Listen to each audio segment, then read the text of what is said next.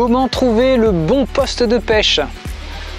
Salut, c'est Mathieu, j'espère que vous avez la pêche et surtout que vous êtes motivé pour cette nouvelle semaine de vidéos sur PAMS, pêche, astuces, matériel, séjour. À 37 ans, j'ai tout quitté et je vous propose plusieurs vidéos, astuces, matériel, mais également séjour en pleine forêt sur ce carpodrome, sur le parc naturel régional des Mille Sources en Corrèze, à peu près centre-France. Et aujourd'hui, je vous propose une vidéo comment trouver son poste de pêche ou comment trouver le bon poste de pêche quand on se rend sur un étang, un canal, une rivière d'une manière générale. Alors c'est pas très compliqué à mon sens. Déjà on va regarder si à première vue de l'extérieur, on va jouer sur deux aspects. La nature des berges ou de l'eau, donc super important pour proposer une nourriture naturelle aux poissons ou une nourriture diversifiée aux poissons. Dès qu'il y a un aspect différent sur un lieu, sur un étang, sur une ripisylve, une berge, un cours d'eau, ça veut dire que ça propose plusieurs bouffes, donc plusieurs points ou techniques, plusieurs façons de s'alimenter différentes, aussi bien d'un point de vue phyto, zooplancton, micro-organismes, les insectes qui vont se créer, ça c'est ultra important. Donc premier aspect, on revient dessus après.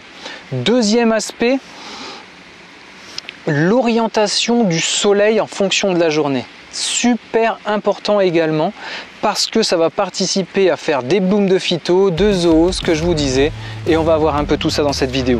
Donc comment trouver son poste de pêche ou comment trouver un bon poste en s'installant au bord de l'étang, de votre cours d'eau, de votre rivière, peu importe votre lieu de pêche préféré. Et bien d'abord, quand on arrive sur un étang, vous choisissez et vous voyez s'il y a de l'activité en surface. L'hiver, ça va être un peu compliqué, quoique en canal, rivière, il y a moyen, on voit des zones d'activité. Généralement, c'est les poissons où ils vont venir soit en bordure de berge, mais c'est plus quand il y a de la repro se regrouper, ou alors ils vont créer des petits nuages. Ça, c'est un peu plus subtil, il faut avoir quand même assez l'habitude.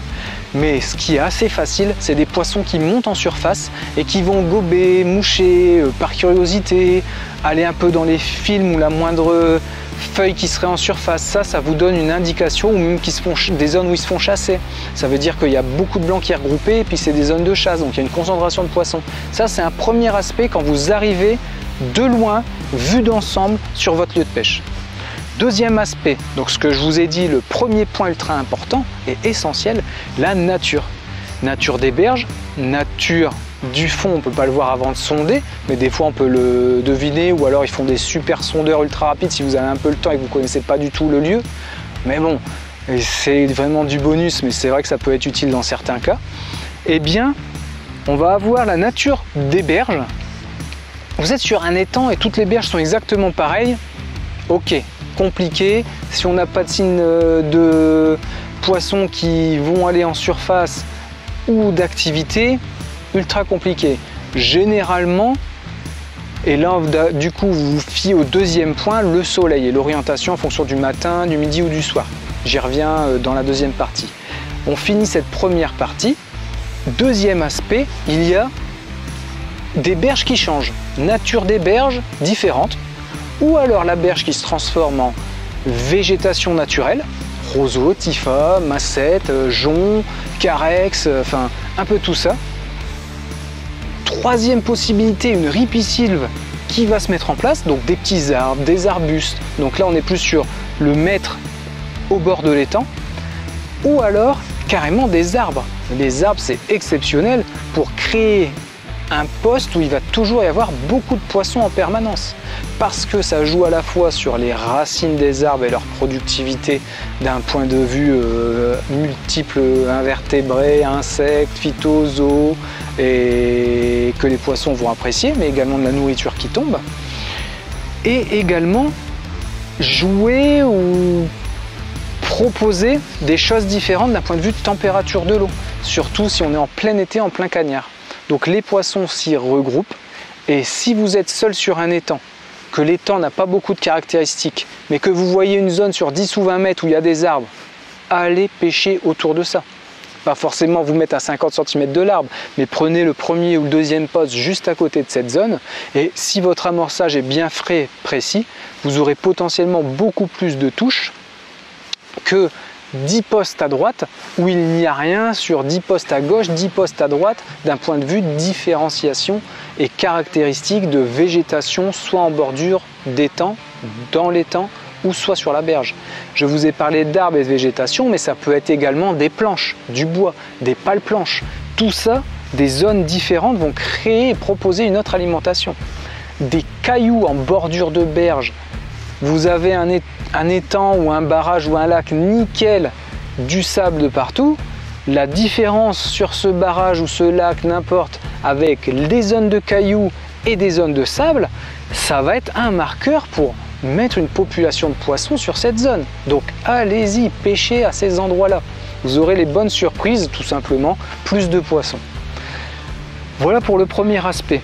On ne va pas négliger bien sûr l'aspect amorçage, comment bien amorcer, amorcer précisément, quelle nature d'amorce, soit on prend de l'amorce toute faite, soit on prend de l'amorce que vous faites vous-même. Je vais bientôt démarrer sur cette chaîne PAMS une playlist autour de l'amorce. Il est temps, ça fait une année que je vous le dis, comme forcément pendant 15-20 ans j'ai cumulé plein d'amorces, j'ai tout noté de toutes mes sessions pêche, j'en ai quand même retiré au bout de ces quinzaines d'années 3-4 amorces pour le gardon vraiment sympa, 2 pour la brème, et puis je pense que je vais vous proposer 3 ou 4 pour la carpe, 2 amorces carpe, une ou deux amorces pour les carpos. Enfin voilà, on fera tout ça au fur et à mesure des mois et des années qui arrivent sur cette chaîne également, en développant bien sûr plus la playlist pêche au cou. D'ailleurs, vous avez accès à toutes les playlists à la fin de cette vidéo, donc n'hésitez pas à rester jusqu'à la fin, ça vous permettra de cliquer directement et d'avoir accès à l'intégralité des vidéos, la playlist comment, comme c'est une vidéo comment, aujourd'hui on parle de comment trouver son poste de pêche au bord de l'eau, et puis d'autres playlists que je mets en place au fur et à mesure des jours. Merci pour tous vos abonnements, vous êtes de plus en plus nombreux, c'est juste génial, très agréable. Et vos commentaires de plus en plus nombreux également m'enrichissent énormément, donc merci pour tout ça. Allez, on continue sur le deuxième aspect maintenant. On a vu comment trouver son poste de pêche par rapport à la nature des berges, de l'eau ou de la végétation au bordelière. Trouver les différentes zones, les différentes interactions potentielles des matières au bord de l'eau ou de la végétation bordelière des étangs, du canal, du rivière, peu importe où vous êtes. Cherchez-moi les points différents.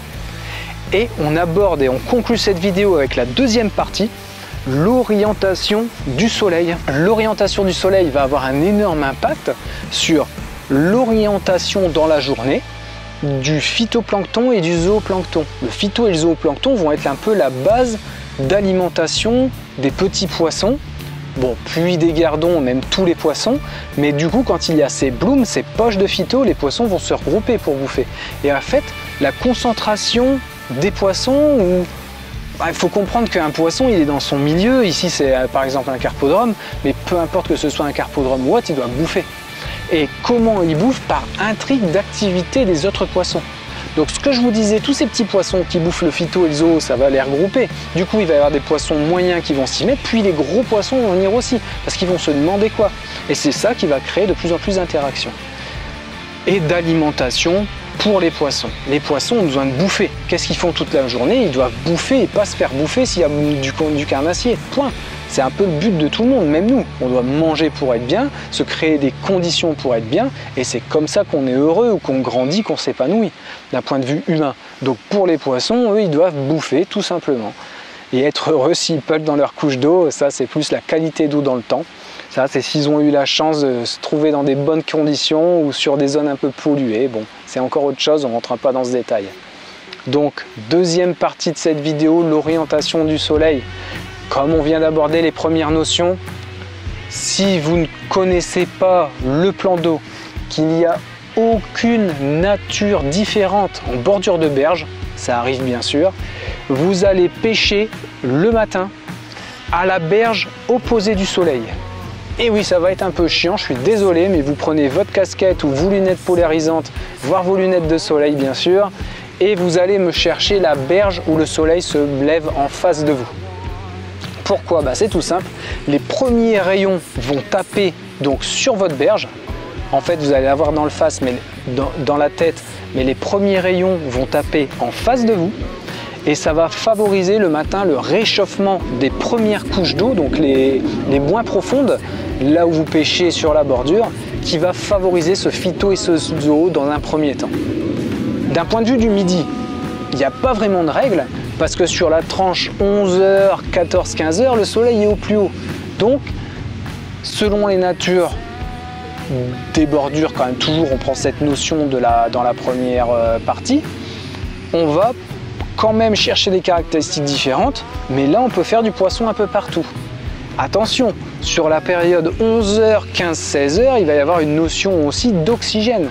Est-ce que le milieu aquatique, là où vous pêchez, est assez riche en oxygène pour que les poissons, dans cette tranche horaire difficile le midi, se trouvent sur le fond ou pas? Parce que si ce n'est pas le cas, que c'est un milieu peu oxygéné, les poissons sont à mi-haut, tiers d'eau, voire en surface, sur ces 4-5 heures shot de cagnard le midi. C'est pour ça, entre autres, généralement, qu'on va faire peu de poissons en plein milieu des étangs, en cagnard, au fond. Les carpes sont en bordure de berge et remontent sur des zones un peu plus oxygénées potentiellement. Il n'y a pas que ça, mais c'est un des éléments. Ensuite, pour finir, on va avoir le soir. Et bien, de la même manière, vous allez aller pêcher une berge où vous avez toujours le soleil de face. Toujours pour la même caractéristique de cette nourriture naturelle. Et là, le soir, on va plus avoir une approche éclosion d'insectes, entre guillemets. Là où il va y avoir des eaux les plus chaudes le soir. Donc, ils ont chauffé le plus dans l'après-midi. Donc, en face de vous, vous êtes sur la berge forcément qui s'est pris le soleil où ça se couche. Donc, il l'a eu soit le midi, selon les temps et puis les choses, soit l'après-midi. Mais en tout cas, depuis ce midi, voire fin de matinée, ça chauffe à fond sur le poste. Et comme ça se couche à l'opposé, ça chauffe encore le soir. Et si ça chauffe bien le soir, il va y avoir, selon les natures du fond, c'est pas partout dans tous les étangs, mais ça le fait quand même d'une manière générale un peu partout, une éclosion d'un point de vue insecte qui permettra d'être une nourriture sur cette tranche horaire de 17h à 19-20h. Donc, retenez ces notions-là, s'il vous plaît, ça va vous aider à vous installer, parce que c'est simple en fait, comment s'installer et trouver son bon poste de pêche. Vous reprenez cette vidéo, vous faites les 2-3 caractéristiques, j'espère que j'ai pas été trop long et j'espère surtout que ça vous aide vraiment tous ces conseils que je vous partage, parce que c'est le but aussi de cette chaîne. Non seulement j'ai tout quitté pour vous accueillir sur ce carpodrome, mais je vous partage ma passion de jeunesse. Donc ça c'est super intéressant je pense et vos retours de commentaires me le confirment. Allez, on se dit à demain, faites de vos rêves votre vie, merci de continuer à partager, salut! We'll be right back.